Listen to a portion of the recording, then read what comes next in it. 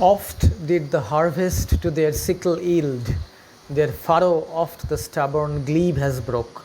How jocund did they drive their team afield, how bowed the woods beneath their sturdy stroke. So here we find that the writer, the poet, is saying that the dead will also no longer be able to enjoy the pleasures of work, of ploughing the fields each day. So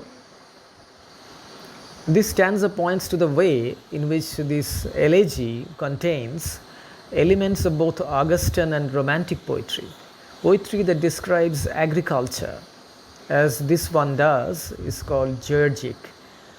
And georgic verse, Georgic, was extremely popular in the 18th century. Now, Gray closely identifies the farmers with the land that they work on. So this association of man and nature is suggestive of a romantic attitude. The georgic elements of the stanza almost demand that we characterize it as typical of the 18th century, but its tone looks forward to the romantic period. So the poet here makes the readers aware of the pleasant lives of these peasants whose past had been made up of energetic activities. Their sickles had yielded so many harvests. Their furrows had often broken the stubborn earth. Glebe means earth. The woods had surrendered so easily to their powerful strokes, and how happy they had been moving over with their team of bullocks in the fields when they were ploughing the fields.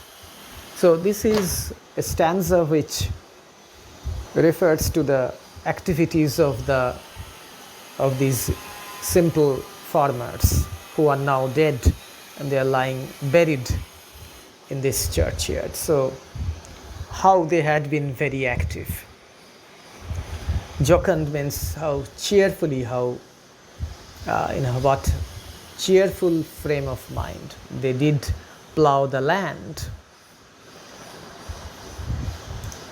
Now in the next stanza, the poet says, "Let not ambition mock their useful toil, their homely joys and destiny obscure, nor grandeur here with a disdainful smile, the short and simple annals of the poor." So here in this stanza, the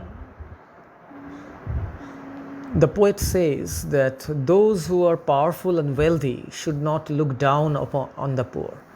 So these lines warn the reader not to slight the obscure destiny of the poor, the fact that they will never be famous or have long histories or annals written about them.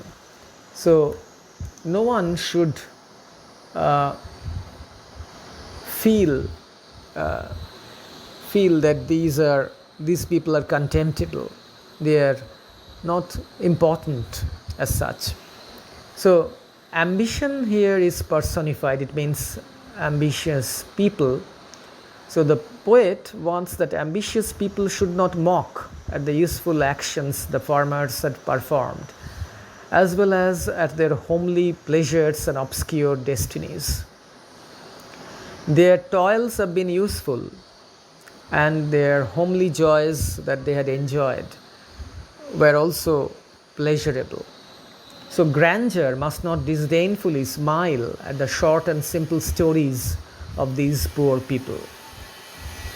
And thus the lives that they have led are very short and simple. There is nothing very extraordinary in their lives, nothing to write about, nothing to really tell people about. But Gray values these people.